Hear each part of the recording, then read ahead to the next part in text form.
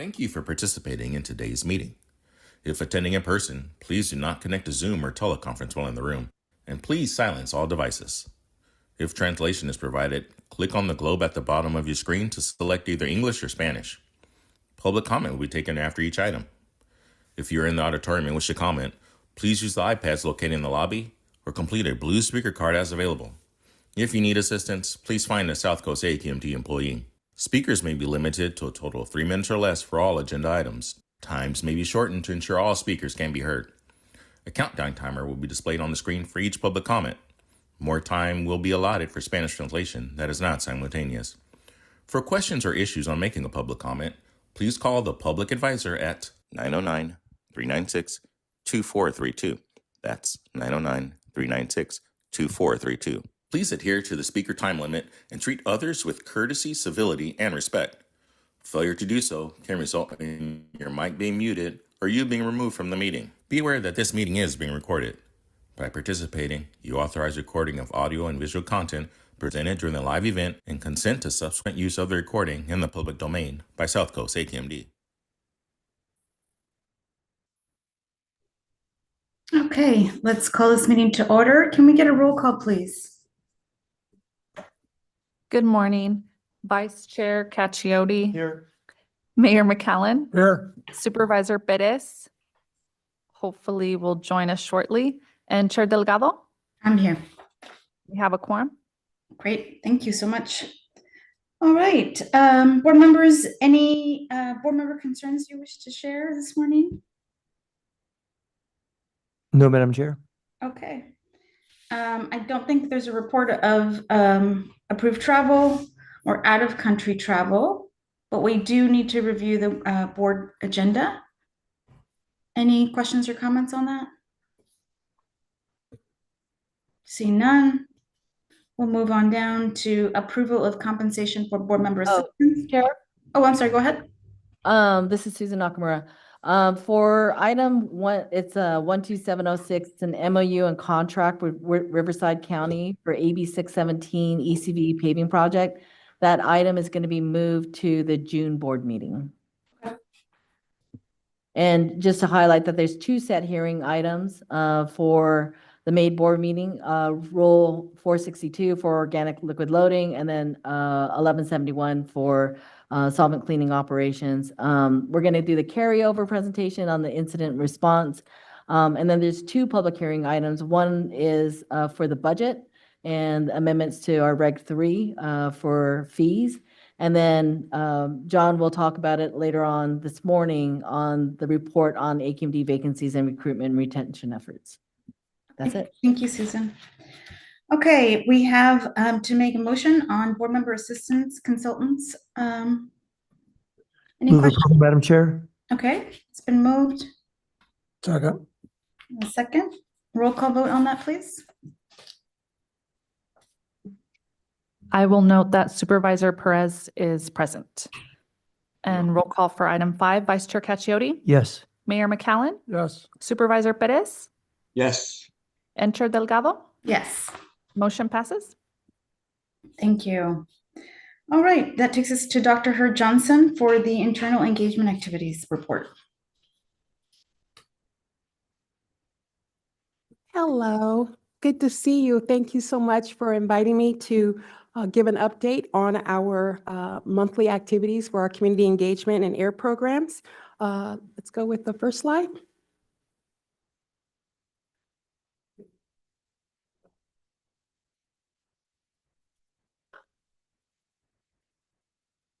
Awesome. As it is Friday and is tradition, I wanted to introduce you to Inez Fung.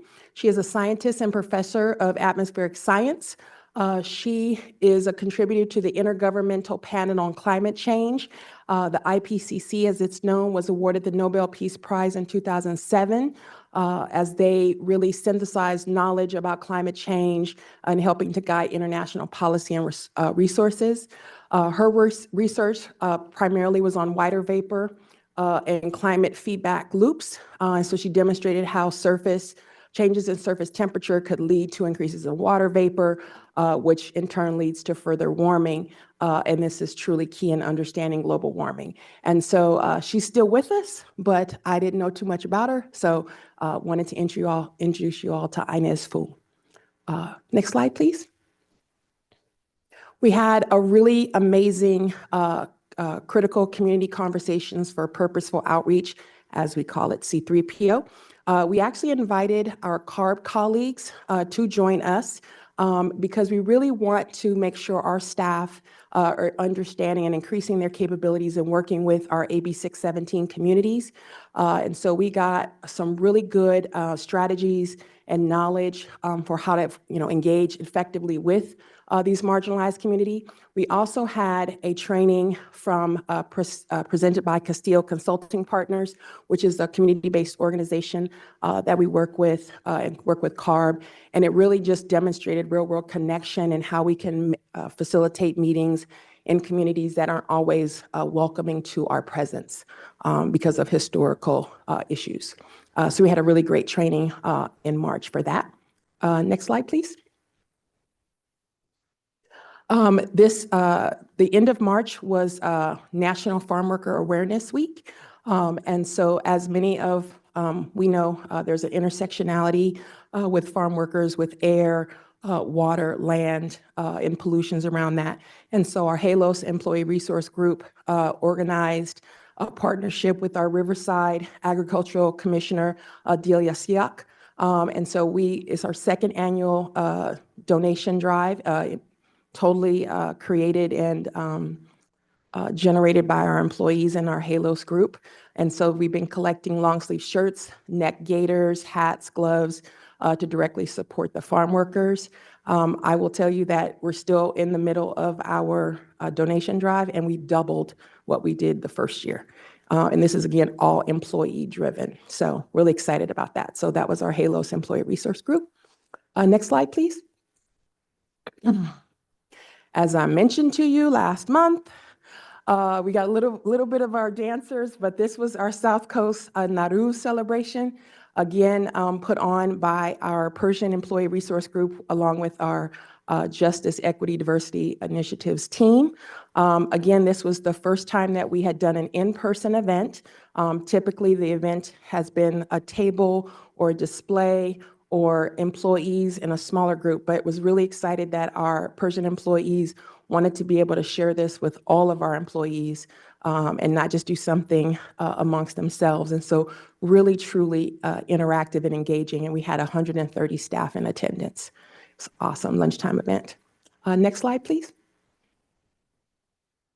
And then just here are a couple of our displays recognizing the Farm Worker Awareness Week, Holi, Nowruz, which they have a table to kind of celebrate that in Women's History Month. These were all displays that we've shared in the lobby, and again, continue to get really good feedback from our employees about raising their awareness of these issues. Next slide, please. And then here again, you all had access to this already, but these are infographics that we did for the month of March. There were several for Cesar Chavez Day, for Nowruz, and for Holi. Next slide. National Farm Worker Awareness Week and Women's History Month. And again, these infographics are just really kind of I call them a passive way to be able to raise levels of education for our employees. They get to click on these links at their desk. They don't have to come in person to be able to do it. It's a hybrid model that we started in COVID, but we're continuing to do it because it seems to be something that the employees receive a great deal of information, and they've said to us it helps them to be able to do their jobs better. So, next slide. Any questions? Board members, any questions? No, great work as always. Thank you so much, Dr. Hurt Johnson. All right, that takes us to, and I've been watching online. We don't have any hands raised so far for public comment. Ron, the report on ongoing and upcoming projects for information management. Good morning, Ron Moskowitz, Chief Information Officer and Deputy Executive Officer. Information Management is pleased to announce the successful implementation of a new electronic form submittal portal that we created in-house called DigiForms. DigiForms is a flexible program that routes forms across the agency or specific divisions. Its strength lies in the customizable form design and configurable workflows, as well as the ability to tailor workflow to each new form. DigiForms revolutionizes the way we do business by replacing what seems to be mountains of paperwork and wet signatures with a streamlined, wet paperless and centralized workflow portal for all form submittals and approvals. We're also excited to announce the successful deployment of a major upgrade to our website content management system for our homepage. And yes, it's been a pretty busy month for us. We also deployed a new employee contact directory for the AQMD website. The new employee contact directory lists staffs by job title, division, contact information, and will allow users to search, filter, and sort the list. The employee data is refreshed with the latest updates on a daily basis, and this directory is replacing the previously outdated labor-intensive manual generated employee PDF. And everything else is on schedule. Happy to answer any questions. Madam Chair, just a quick question. Go ahead. Ron, I'm looking at the webpage now. I go to the webpage all the time. Yes. What's the difference? You said there was a major update on the webpage. Right. So it's actually the infrastructure underneath it. So the webpage pulls up a lot faster and we're able to modify it easier. We haven't changed the look and feel of it too much, but we are working on future updates for that. Okay, thank you. Thank you, Ron. All right, that brings us to John Olvera on the report of vacancies, recruitment, and retention efforts. Thank you. Good morning, Chair, members of the committee. John Olvera, Deputy Executive Officer for Administrative and Human Resources. This item will be to present a report on agency vacancies and recruitment and retention efforts at a public hearing at the May Board meeting as required by a new law, AB 2561. Just a note on the public hearing, the law also provides an opportunity for the unions to present information at the public hearing if they choose. We've reached out to them and gave them some time to get back to us to let us know if they will be making a presentation. The report covers information for calendar year 2024. Starting with the agency vacancies, we ended the year with an overall vacancy rate of 12.97%. The budgeted vacancy rate is 13%, so we were on target to end the year. AB 2561 has triggers for additional procedures when the vacancy rate of any particular bargaining unit meets or exceeds the 20% threshold. That threshold was not met for any of our bargaining units for 2024. Looking at our recruitment efforts for 2024, last year we hired 73 new employees and we promoted 76 employees. Vacancies are also filled through other means such as transfers and reassignments, but the new hires and the promotions are their primary efforts. In evaluating our retention status, 19 vacancies were the result of voluntary separations in 2024. A similar number of vacancies were created through retirements and other processes. Therefore, our assessment is the workforce turnover seems to be operating in the range of the normal course of business. And that concludes the summary of the report. I am happy to answer any questions. Thank you so much. Board members, questions? Madam Chair, if I might, have any insight as to why, or the impetus for AB 2561?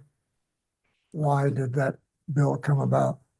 I don't know the particulars of the reason behind the bill. I think if I recall, and I don't know if Lisa has any more information, the sponsors were looking at transparency in terms of agency and their ability to fill vacancies in a timely manner. I believe that was kind of the impetus, and given an opportunity to have the information presented on a regular basis. The law requires this public hearing to occur once a year and usually before the budget is approved. Interesting. Madam Chair, just a quick question. John, with regard, when in the news, we're talking a lot, the legislative committee met earlier, a lot of things going in Washington, a lot of agencies being reduced, like EPA. Has this impacted us yet, ability to hire more people that have been laid off or retiring early at other government agencies at the federal level, some of the environmental agencies that do similar work as we do?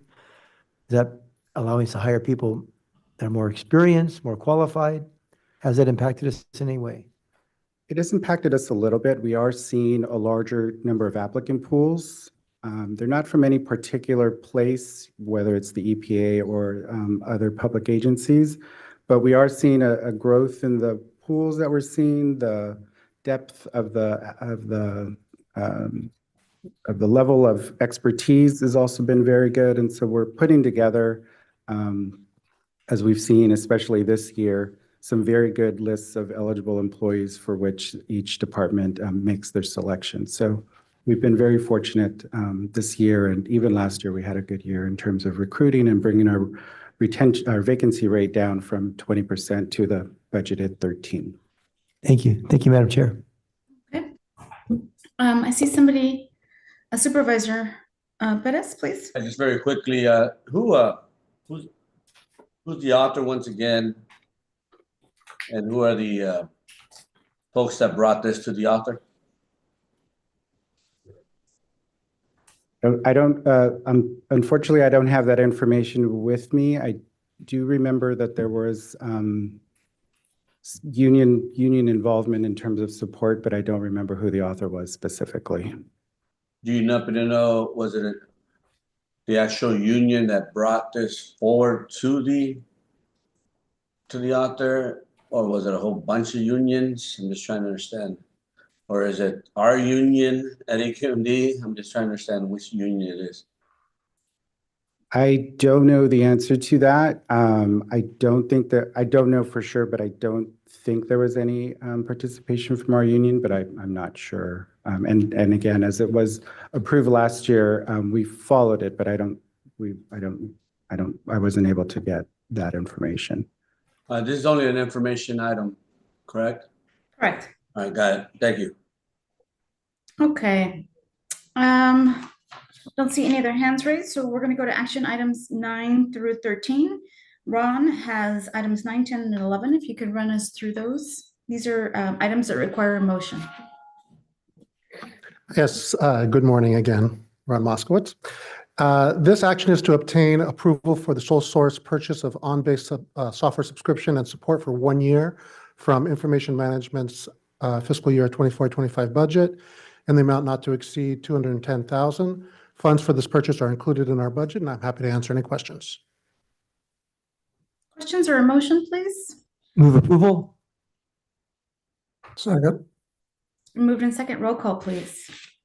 Vice Chair Cacchiotti, Yes. Mayor McCallum, yes, Supervisor Perez, Yes. and Chair Delgado. Yes. Motion passes. All right. You're on a roll, Ron. Keep going. Thank you. This next item is an action to obtain approval for the purchase of Zoom subscription and support for 1 year from Information Management's 24-25 budget in the amount not to exceed $130,000. The funds for this purchase are included in our budget, and I'm happy to answer any questions. move approval, Second? Okay, it's been moved in second. I see no hands raised. Roll call, please. Vice Chair Cacchiotti, Yes. Mayor McCallum, yes, Supervisor Perez, Yes. Chair Delgado. Yes. Motion passes. All right. One Okay. more, Ron. Thank you. This last item is a standard request to amend the contracts for additional system development requests.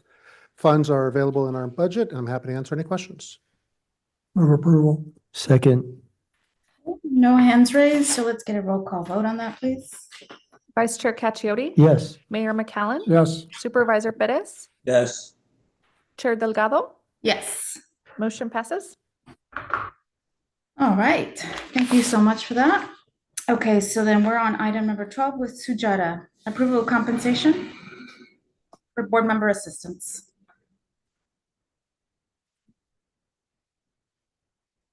Yes, good morning, Chair. Good morning, members of the committee. Sujata Jain, Chief Financial Officer. So this item is a routine item that we bring every year for the allocation that goes to board member assistants and board member consultants. And this will be in our budget, and happy to answer any questions on that. Any questions or motion on this item? Madam Chair, if I might, got a question or two. Sure. Curious to know, I looked at the administrative code and it seems that the chair and vice chair allocation of 118,872 was established in 2016. I'm wondering why, or if that really needs to be looked at and updated. And staff respond?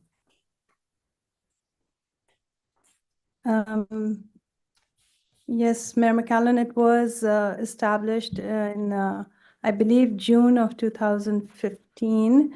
And it was approved by the board through a board letter, and it was incorporated into the admin code. And it has stayed like that since then. I'm just wondering if we ought to look and see if it needs to be updated. And not only for that, but the entire administrative code, if it hasn't been updated for so many years.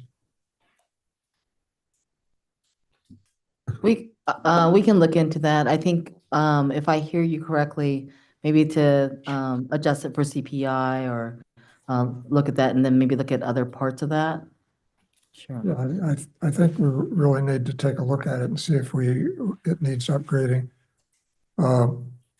Also, I know I've seen this chart that calls out the points and everything.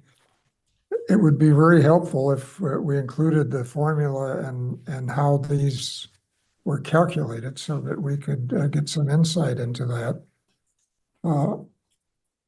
I know I've read the admin code and it's still a little confusing, but if you put the formula in and showed how each one was calculated, that would certainly help us understand the system, if you will, because right now we have no visibility into it.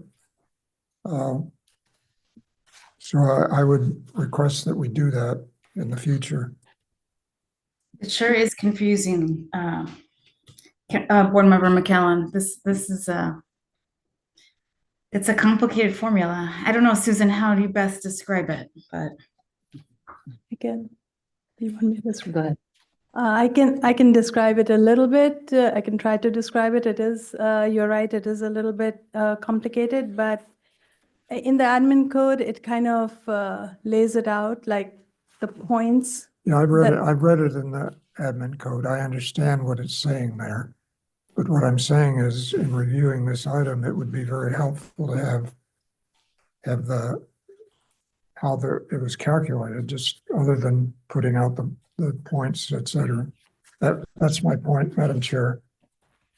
yeah, no, I think there's it's always best to be as transparent as possible. So I don't mind looking at this admin code. I think that's a good idea. Yeah, thank you. We can do that. That's all I have. Thank you. All right. Any other questions or a motion on this item? Move approval? Second? Okay, and I don't see any hands raised, so roll call vote, please. Vice Chair Cacchiotti, Yes. Mayor McCallum, Yes. Supervisor Perez, Yes. Chair Delgado, Yes. motion passes. Thank you. Item number 13 is with Dr. Lowe, transfer of funds between major objects and execute purchase orders. Great. Thank you. Good morning, Chair and members of the committee. Jason Lowe, Deputy Executive Officer, Monitoring Analysis. This item is for supporting the VOC sensor testing capabilities of the AQ spec program. It's simply to transfer $60,000 between major objects and to be able to issue a purchase order for a piece of air monitoring equipment. With that, I'm happy to answer any questions. Board members, questions, motion? Move approval? Second? Okay, I don't see any hands raised, so we'll take a roll call vote, please. Vice Chair Cacchiotti, Yes. Mayor McCallum, Yes. Supervisor Perez, Yes. Chair Delgado, Yes. motion passes. Great. All right, so that takes us to written reports.